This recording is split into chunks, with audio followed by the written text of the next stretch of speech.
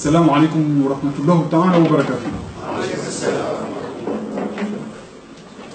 Moi, je souhaiterais aujourd'hui m'adresser à, non pas seulement cette assistance, mais aussi ceux qui nous regardent, ou qui vont nous regarder, grâce à l'ORTC, en France et dans les îles Comores. Comme vous le savez peut-être, il y a un peu moins d'1 mois, j'ai été aux Comores. Et en discutant avec certaines autorités, elles m'ont dit « Mais on ne sait pas ce qui se passe à Marseille, les Comoriens sont des délinquants, on entend beaucoup d'histoires, on a vu ce qui se passait à la télé, etc. etc. » Moi, ce que j'aimerais dire, c'est que dans cette communauté, on a nos anciens, nos pères, nos mères, qui ont fait en sorte que la grande majorité des jeunes et des moins jeunes de cette communauté comorienne sont intégrés, sont des travailleurs. Et je le dis de manière claire, la très grande majorité des Comoriennes et des Comoriens de Marseille ne sont pas des délinquants.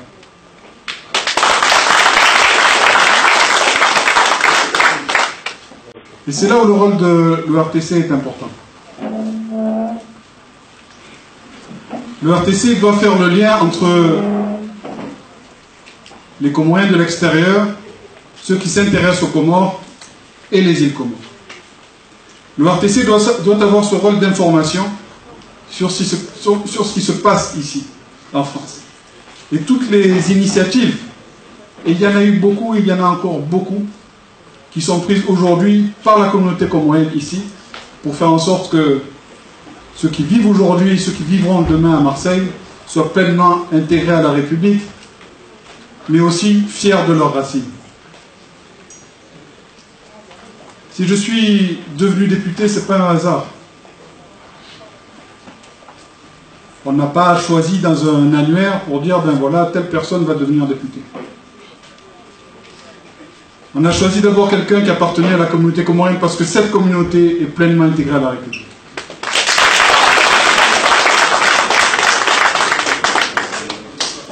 Et ce que nous sommes aujourd'hui n'est juste que le résultat de ce que nos anciens et ceux qui travaillent aujourd'hui au quotidien font et ont fait, et tous les sacrifices qu'ils ont fait pour qu'on en arrive à ce que l'on est aujourd'hui. Et donc je tenais ici à les remercier.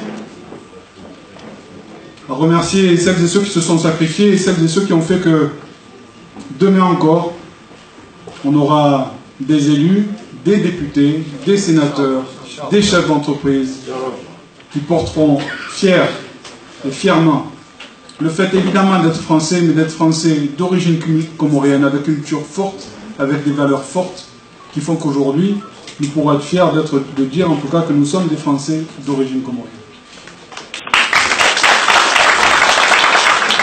Alors l'installation de l'ORTC ici, c'est d'abord aussi une reconnaissance du poids que l'on a, nous, qui sommes ici en France, et de la responsabilité aussi que l'on a sur la manière dont les choses évoluent aussi aux Comores, puisque les liens sont forts et que tout le monde ici régulièrement fait des allers-retours aux Comores et voit comment les choses évoluent. L'avenir des Comores passe par, et ne passera que par, le rôle que les Comoriens auront ici et là-bas. Moi, je ne crois pas que c'est un pays étranger ou une aide étrangère qui va aider les Comores. C'est les Comoriens d'abord qui vont aider les Comores. Et donc, c'est cette responsabilité-là que l'ORTC a, et cette reconnaissance aujourd'hui du rôle que nous avons ici et là-bas dans le développement des Comores et dans le développement de la communauté comorienne ici. Si aujourd'hui il y a un député français d'origine comorienne à l'Assemblée nationale, c'est aussi grâce à Abdelhamid.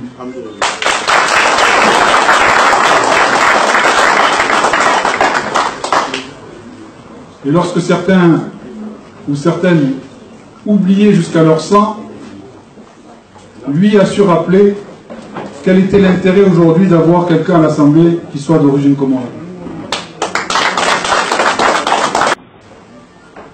Et je remercie de manière plus globale celles et ceux qui, au quotidien, sans que personne ne le sache, dans les chionis,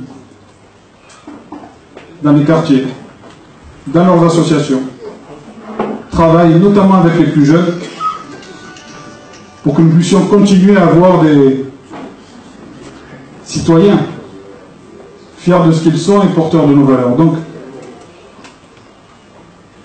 ce que j'aimerais souligner ici, c'est évidemment nos parents ont fait énormément d'efforts, mais aujourd'hui, sans un outil comme le RTC, il va être extrêmement difficile de continuer à intégrer les Français d'origine comorienne ou les Français tout simplement qui aujourd'hui aspirent à avoir un avenir dans ce pays ou dans leur pays d'origine. Et donc c'est un vrai partenariat qu'il faut que l'on noue avec le RTC. Un vrai partenariat qui fera en sorte que nous puissions avoir aussi des outils pour nous aider à connaître notre culture. Pour nous aider à savoir d'où l'on vient. Tout le monde n'a pas les moyens d'aller tous les ans au Comores pour rencontrer ses parents. Et donc ça aidera, je vous le dis très franchement, toutes les familles, que de voir régulièrement la télévision comorienne diffuser des émissions sur notre culture, nos racines, sur les actions qui sont faites au quotidien, pour nous aider à faire grandir ou à éduquer nos enfants. Les défis qu'on a aujourd'hui sont encore plus importants que ceux qu'on avait hier. Jusqu'à il y a encore quelques années, les liens entre la communauté comorienne et le pays allaient de soi. Les transferts d'argent entre la France et les Comores étaient à un niveau qui ne baissait pas. Parce que ces liens étaient forts. Et si les Comores demain veulent continuer à avoir une diaspora comorienne à part entière, impliquée dans le développement des Comores, impliquée dans la vie sociale des villages, il faut que le RTC joue ce rôle. Lorsque j'étais aux Comores à discuter avec les responsables de la Banque centrale, il faut savoir qu'aujourd'hui, les transferts d'argent entre la France et les Comores diminuent. Ils diminuent parce que les Comoriens les plus jeunes ont moins de liens avec le pays que ce que nous, on avait à l'époque où il y a encore quelques années. Et donc, il y a un vrai défi aujourd'hui, c'est de savoir quelle est la place et quelle sera la place de la diaspora comorienne à l'étranger. Moi, je pense qu'on peut avoir un rôle très important, mais sans le RTC, monsieur le directeur Ahmed Jafar, nous n'y arriverons pas. Assalamu alaikum.